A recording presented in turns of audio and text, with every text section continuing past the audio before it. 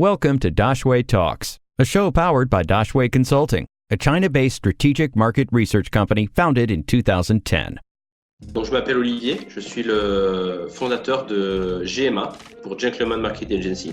On est une agence marketing, c'est notre cœur business, et on travaille principalement sur de la performance dans le e-commerce, toute la partie branding et la partie lead generation. Est-ce que Douyin va permettre aux marques d'être plus indépendantes que lorsqu'elles travaillent avec les places de marché comme Tmall ou JD? J'aime beaucoup de cette question, mais je pense que de toute façon, c'est un petit peu un faux problème en Chine. Je vais donner mon avis très personnel. C'est que plus une plateforme est importante, plus en fait, elle prend du pouvoir sur la marque. C'est comme ça. Donc Tmall, Taobao sont très importants, sont des mastodontes, ils prennent du pouvoir sur la marque et donc les marques sont dépendantes. Par contre, si la marque va sur une toute petite plateforme, elle a un gros pouvoir sur la plateforme et donc elle est plus indépendante, elle a moins de coûts, elle a moins de trucs, etc. Donc au début, Douyin est une grosse plateforme sociale. Et donc s'ils se lancent sur l'e-commerce, ils sont petits. Mais le jour où dans 2 ans, 3 ans, quand Douyin sera très gros et aura un gros pouvoir, là elle aura un plus gros pouvoir et là elle imposera des règles encore plus importantes sur les plateformes. Donc je pense que c'est une question de rapport de force en fait.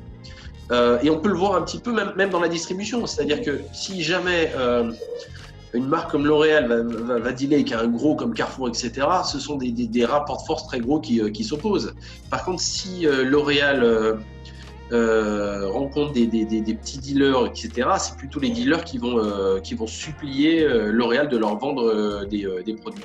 Donc je pense que c'est pas le rapport de force dépend du développement de la plateforme, parce que il existe beaucoup de plateformes de e-commerce qui sont toutes petites, mais les marques ne vont jamais trop se plaindre d'avoir un rapport de force trop important avec ces petites marques. Pourquoi ? Parce qu'elles font pas de volume, ces marques-là, donc ça les intéresse pas. Elles cherchent à dealer avec des gros qui sont capables de leur apporter beaucoup de volume. Après, il y a quand même une différence fondamentale entre JD, Tmall, etc. et Douyin, Little Red Book, etc. C'est que Taobao, JD, etc. ce sont des plateformes de e-commerce. Donc c'est comme un moteur de recherche où on cherche des choses qu'on peut acheter. Donc il y a un consommateur qui va dessus et qui veut acheter.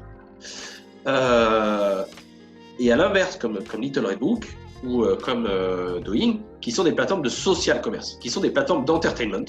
Et au milieu, il y a des trucs pour acheter, pour pouvoir diriger sur des items. Donc je pense que c'est absolument pas le même mode de consommation. C'est-à-dire, quand on va sur Douyin, on va pas se dire je vais acheter. On suit les fils, etc. Et s'il y a un truc cool, on se dit putain, c'est vraiment cool.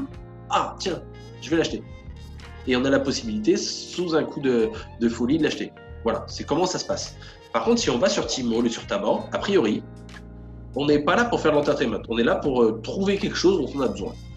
Donc les plateformes de social commerce sont vraiment ont une approche d'abord sociale, d'abord utilisateur, c'est leur ADN, et ensuite ça redirige sur du e-commerce, quand les autres sont vraiment des plateformes de marché où les gens sont là pour trouver des produits et pour acheter. Et c'est un petit peu un changement un petit peu dans le e-commerce en Chine, parce que même d'ailleurs dans la totalité, parce que c'est vrai que il y a encore 5 ans, c'était vraiment les plateformes de recherche, Baidu, Tmall, JD qui étaient dominantes. Et puis depuis, c'est plus du social commerce ou c'est plus de l'entertainment. Et après, si on aime bien, on va là. C'est des plateformes de e-commerce toutes les deux, mais absolument pas du tout le même angle d'attaque. Est-ce qu'aujourd'hui, une marque peut rediriger l'affiliation directement sur son site et pas sur son Tmall à partir de Douyin ? Pas sur son site.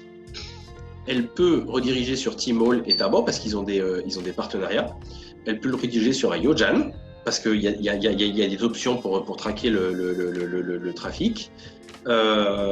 Ou sur un Douyin Store, leur Douyin Store, mais pas sur leur site à eux. Douyin, alors on peut rediriger du trafic, oui, mais les marques ne le font pas parce que les marques ont compris que le trafic attiré sur leur site ne vont pas convertir en vente. ne vont pas avoir une terrible user experience. Donc en fait, je ne pense pas qu'elles le font. Il existe quelques exceptions. Je prends par exemple un site de e-learning. Il est possible de rediriger du trafic sur le site de e-learning parce que on n'achète pas du e-learning sur Tmall, sur Tabar. On l'achète sur un site spécial et ensuite on scie ça sur un site plateforme ou une plateforme spéciale ou une application spéciale. Avec les API, c'est possible de linker l'API avec le truc possible. On l'a fait pour un client. Et en fait, ce qu'il faut, c'est que l'app soit reconnue, que ce soit quelque chose d'intéressant. Et ensuite, on va plutôt acheter du trafic. Et ça va pas être c'est pas du CPA, c'est pas du cost par action, c'est du pay per click où en fait on achète du trafic, ça va vers un endroit et après ça convertit par l'Apple Store, possibilité de le télécharger ou par l'Android Store et possibilité de le télécharger. Mais stratégiquement, même moi, je ne recommanderais pas, sauf exception, de rediriger du trafic de Douyin vers son site. En plus, il faut que le site soit mobile, il faut qu'il y ait un intérêt, faut qu'il y ait un truc intéressant sur ce site. Si c'est que le site va forcément laguer, ça peut poser beaucoup de problèmes, sauf si c'est un site indépendant. Et il ne faut pas oublier une chose, Mathieu, c'est que Douyin est une app. Donc en fait, tu transfères le truc d'app à app, c'est-à-dire qu'il faut une API qui permet de transférer de Douyin à Tabar, de Douyin à Tmall, de Douyin à une autre app pour la télécharger ou un autre truc. Donc c'est vraiment du app à app, alors qu'un site, c'est vraiment le web, c'est le truc de 5 ans ou 10 ans avant, de website à website. Alors que là, c'est de app à app, où en fait, on transfère le truc facilement.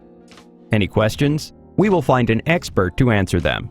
Drop your questions in the comments or send us an email, dx@dashwayconsulting.com.